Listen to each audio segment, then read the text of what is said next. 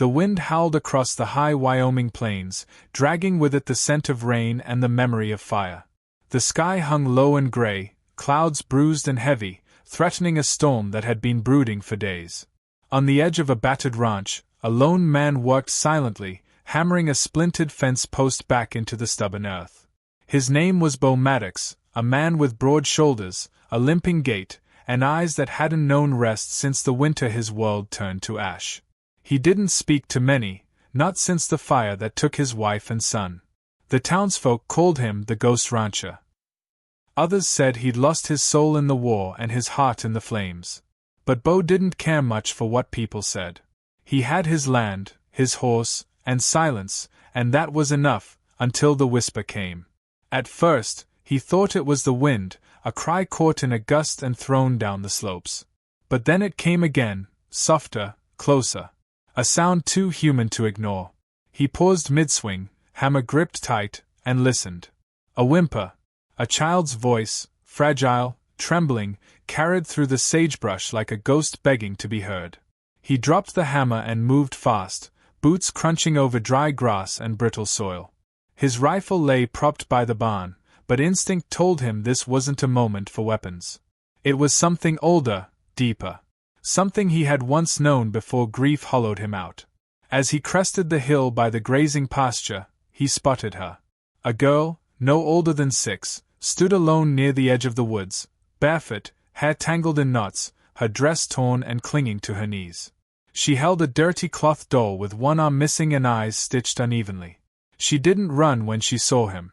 She just stood there, blinking, as if trying to decide if he was real. Bo slowed as he approached, his voice low and even.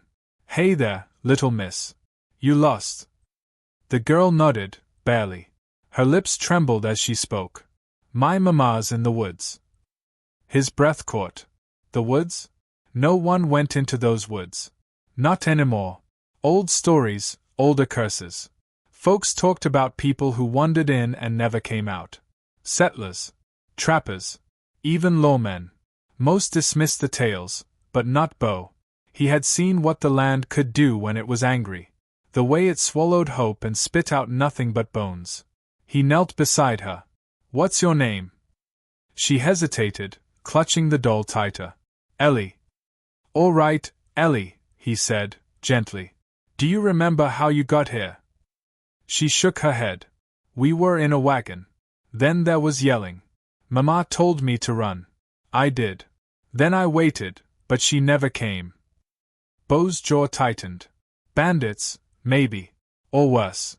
The wagon trails around here hadn't been safe since the war ended and broken men started roaming wild.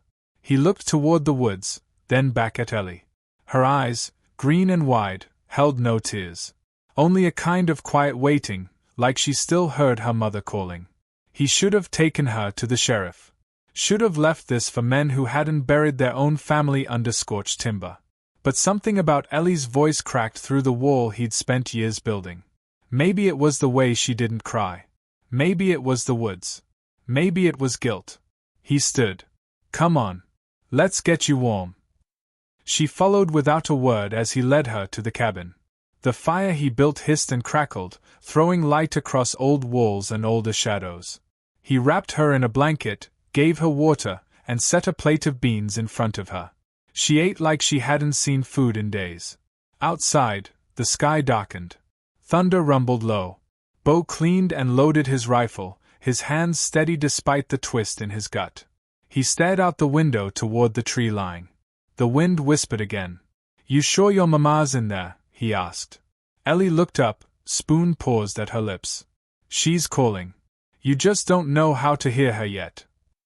Bo turned away before she could see his face. That voice, soft and certain, carried something that disturbed him more than fear.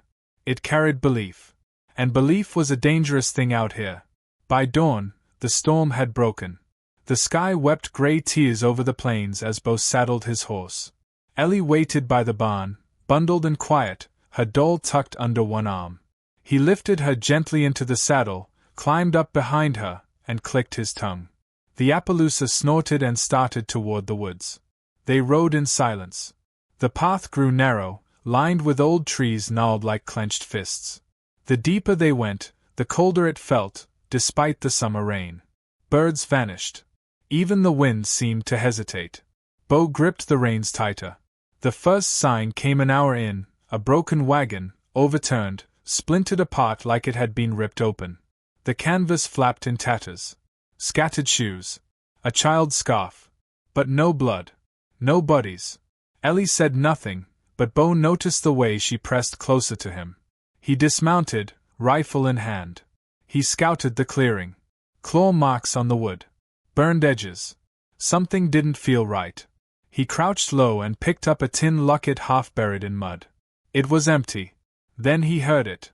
A sound just beyond the tree line. Not a voice. Not quite. A sort of breathless humming. He turned quickly, aiming into the brush, but there was nothing. Just trees. Watching. He exhaled slowly. We go a little further, he muttered to himself. Another mile in, the trail disappeared. Just moss and roots and silence. Ellie pointed toward a ridge. That way. He didn't ask how she knew. As they climbed, the air grew thick. Heavy. Bo felt sweat gather at his neck, despite the chill. The woods weren't right. The earth pulsed beneath his boots, as if remembering what had been spilled into it. Then came the scream. It split the forest like lightning, high, piercing, inhuman. Ellie buried her face in his coat. Bo froze. It had come from just ahead, and it hadn't sounded like a woman. He raised his rifle. The woods went silent. Ellie's doll slipped from her arms and hit the dirt. Something moved beyond the trees. Bo took a step forward. And then the forest breathed in. The shadows closed around them as the trees thickened, limbs tangled like grasping fingers overhead.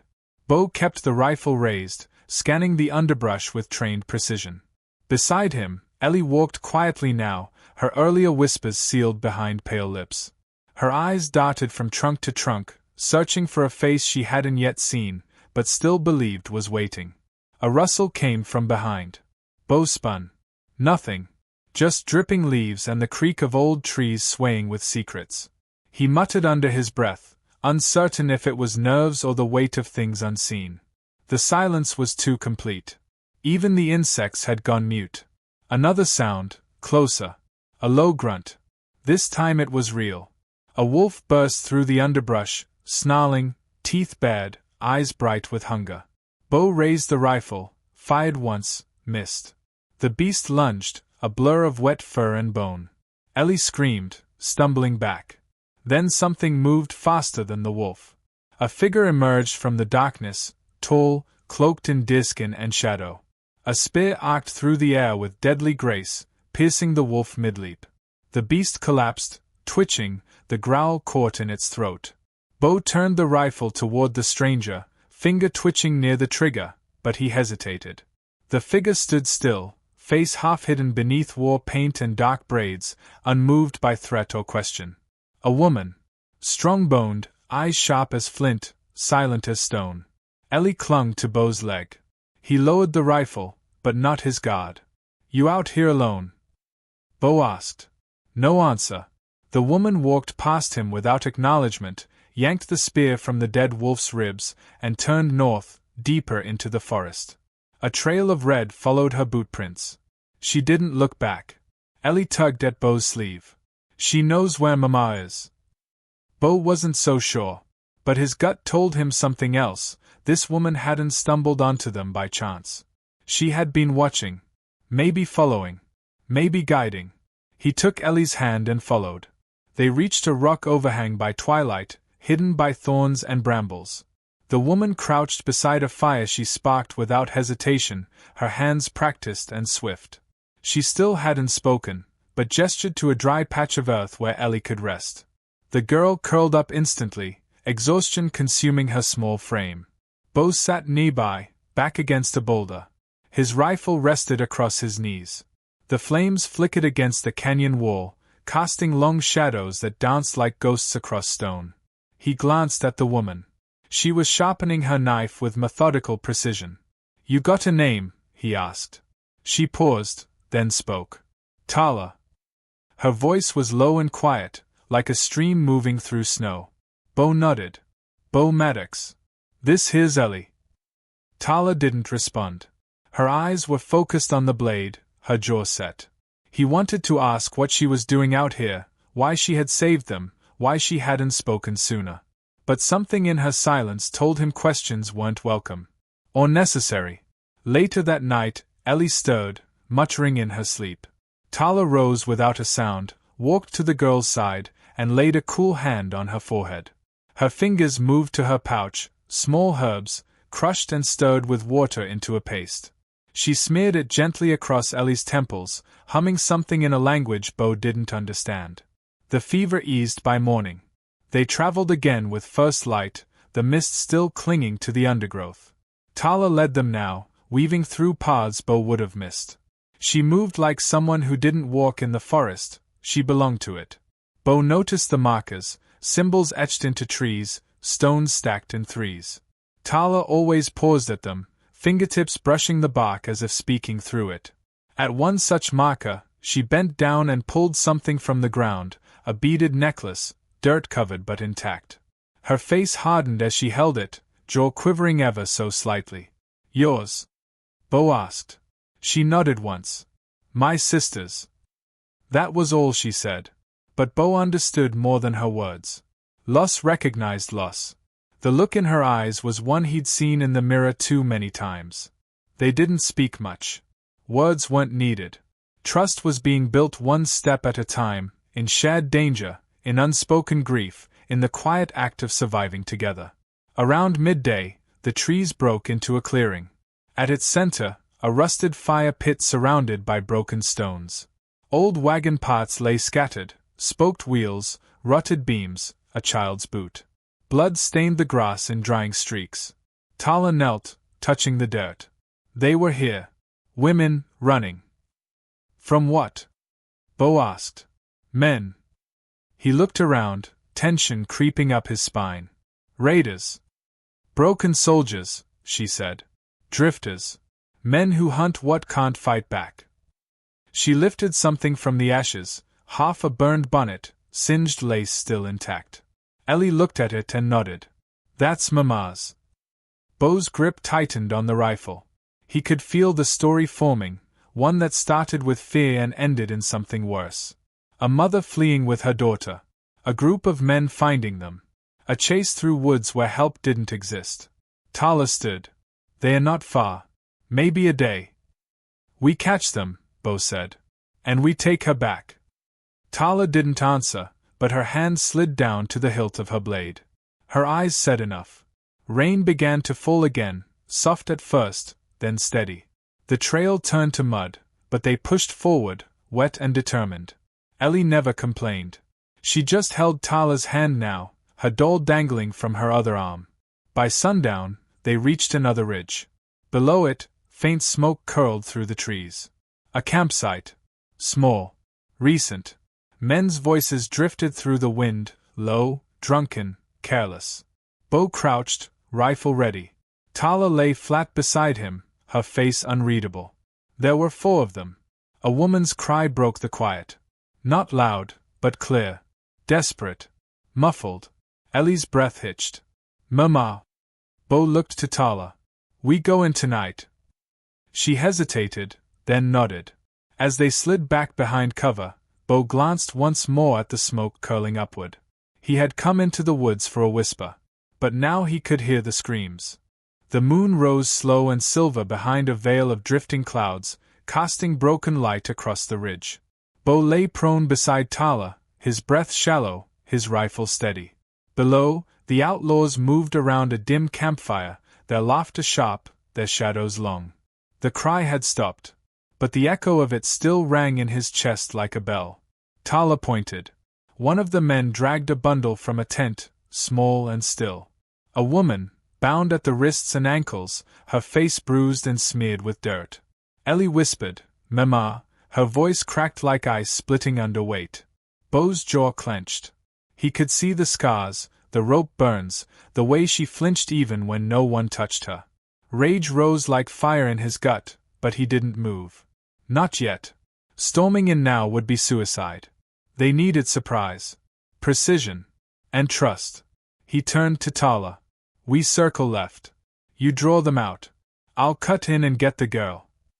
Tala gave a single nod, her eyes narrowed with purpose. She didn't speak often, but when she did, it mattered. Leave the tall one for me. Bo understood. The one with the braided sash around his belt, the one she hadn't taken her eyes off. Her sister's sash. Her blood memory. Ellie was hidden in a hollow behind a boulder, her arms wrapped around her doll-like armor. Bo crouched and pressed his forehead lightly to hers. Stay quiet. No matter what you hear, don't move.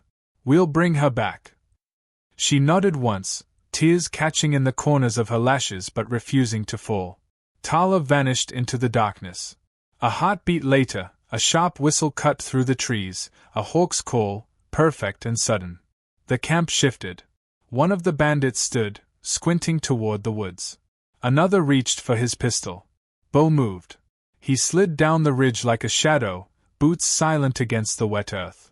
He passed the first tent, its flaps swaying in the breeze. One outlaw inside, asleep, bottle in hand. He kept going. Gunfire cracked from the left, Tala's direction. The camp exploded into motion. Bo burst into the center, rifle raised, eyes locked on the woman tied near the fire. Clay Mercer, tall, gaunt, with a Confederate scar on his cheek, stepped in front of her, pistol drawn. Who the hell? Bo fired. The shot missed Mercer's head by inches but dropped the man beside him. Screams erupted. Horses neighed. Chaos bloomed. Tala came from the trees like death wearing moccasins. Her blade struck the bandit nearest her before he could turn. Blood splashed across bark. The one with the sash saw her and froze. Recognition dawned on his face, quickly replaced by fear. Bo rushed the fire, dodging a swing from a rusted axe. He slammed the butt of his rifle into the attacker's face. Bone cracked. The man crumpled. Mercer grabbed the woman, pulled her up by the ropes. You want her? Come take her. Bo raised the rifle again. Let her go. Mercer laughed. You got no idea who I am, do you?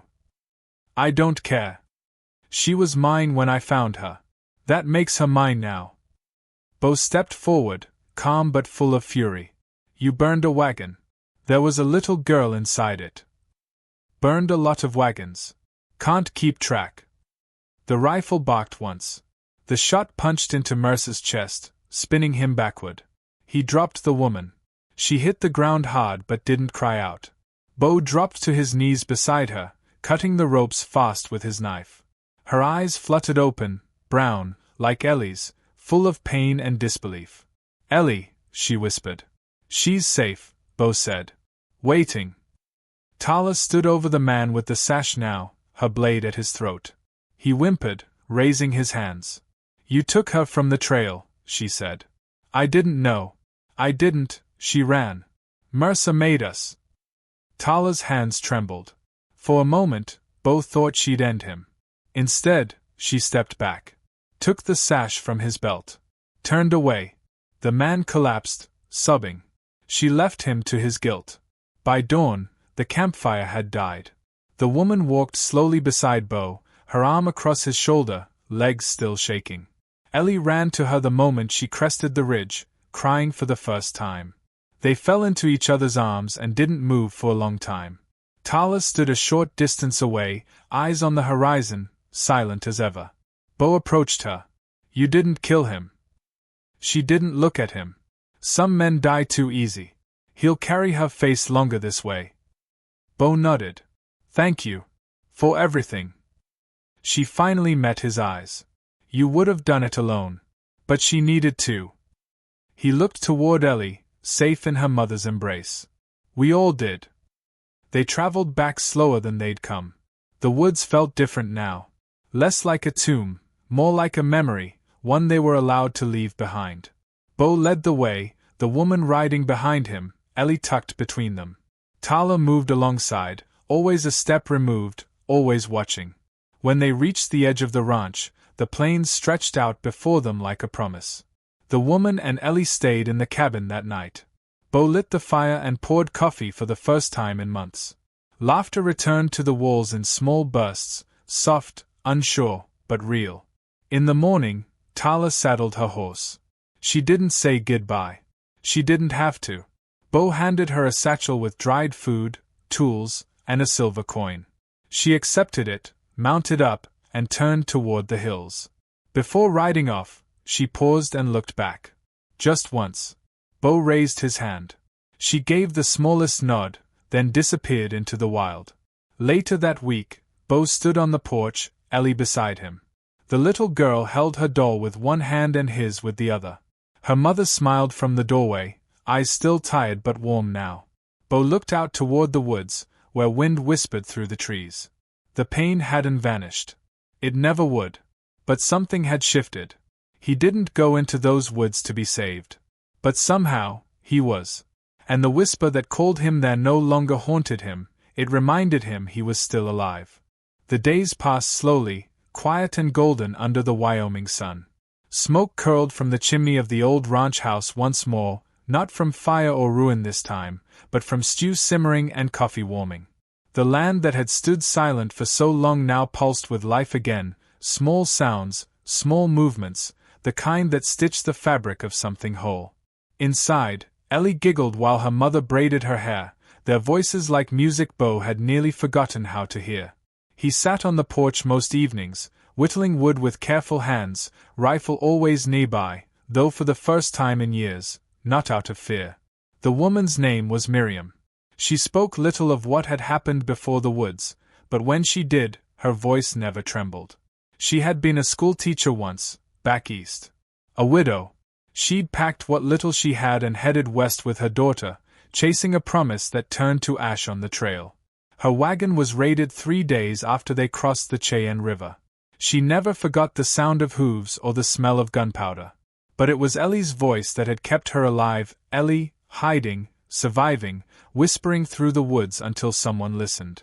Bo kept his distance at first. The ghosts in his house had not been buried, only hushed.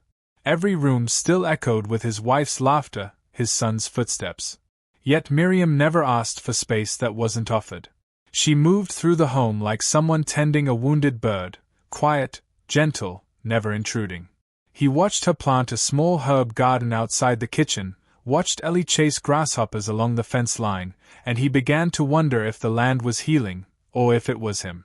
One afternoon, while fixing a broken gate, Ellie approached with her doll in hand. "Mama says we can stay if you want us to." Bo paused, squinting in the sun. "This place is big. Could use more footsteps." She smiled, small and sure, and went back to her game. He said nothing more, but that night, he placed his wife's portrait back on the mantel, next to a new one, Miriam and Ellie, taken in the morning light, eyes bright, hair tangled by wind. It felt right. Not a replacement. A continuation. As summer deepened, Bo ventured further from the house.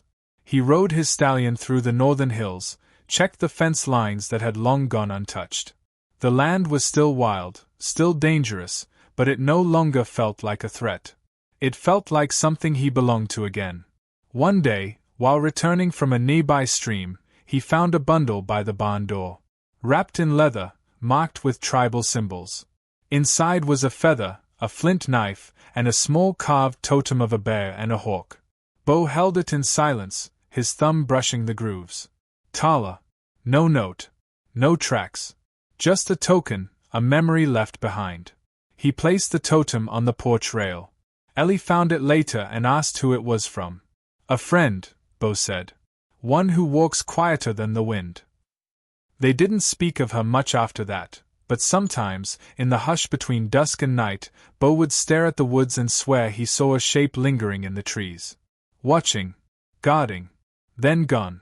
By the first snowfall, the ranch had changed. The broken gate was mended. The roof no longer leaked. Laughter had returned to the kitchen. Miriam taught Ellie letters using chalk on a slate. Bo watched from the doorway, a coffee cup in hand, marveling at how such simple things had once felt unreachable. But it wasn't all peace. Pain still visited, unannounced, in the quiet hours. Sometimes, Bo would wake in a sweat, fire crackling in his memory, screams twisting through smoke. Other times, Ellie would cry out for her mother, even while sleeping in the crook of her arms. Miriam, too, would stare at the window long after the lantern was snuffed, her eyes full of questions the stars refused to answer. And yet, they stayed. Chose to. Winter was harsh that year. Wolves came down from the mountains. Food ran low. But they endured, side by side, like roots tangled under frost. On the coldest night, when wind lashed the windows and the firewood burned low, Bo sat with Ellie at his feet, Miriam asleep on the settee. He held the flint knife Tala had left, turning it slowly in his hand. "What's that for?" Ellie asked, yawning. "For remembering." "Remembering what?" He didn't answer right away. The flames danced in his eyes. "That sometimes, the thing you're most afraid to find is the one thing that saves you." Ellie blinked, confused, then nodded, like she understood anyway. The thaw came late. Spring bloomed in sudden bursts, bright and eager. Grass pushed through the snow like hope finding its way back. One morning, Miriam found Bo planting young saplings by the southern pasture. "Trees?" she asked, surprised. "Shade for later," he said. "They'll outlive us. Most good things do." They smiled at each other, unspoken truths blooming between them. Months later, when a stranger came through town, dusty, limping, half-starved, he spoke of a new trail being carved north, a place where settlers could ride safely, guarded by native scouts and former soldiers who didn't forget what mercy looked like. He mentioned a woman named Tala among them, known for walking into danger and bringing people home. Bo only nodded. Said nothing. But that night, he walked out past the fields and looked north, toward the hidden valleys where the sun set slow and deep. Back at the house, Ellie called for supper. He turned, just once more, to the trees. "Thank you," he said softly, to the wind, to the woods, to the silence that answered back. Then he walked inside. And the door closed on the past, not with finality, but with understanding. A chapter ending, another beginning. In the quiet of that house, beneath a roof rebuilt with steady hands, the echo of pain gave way to the pulse of living.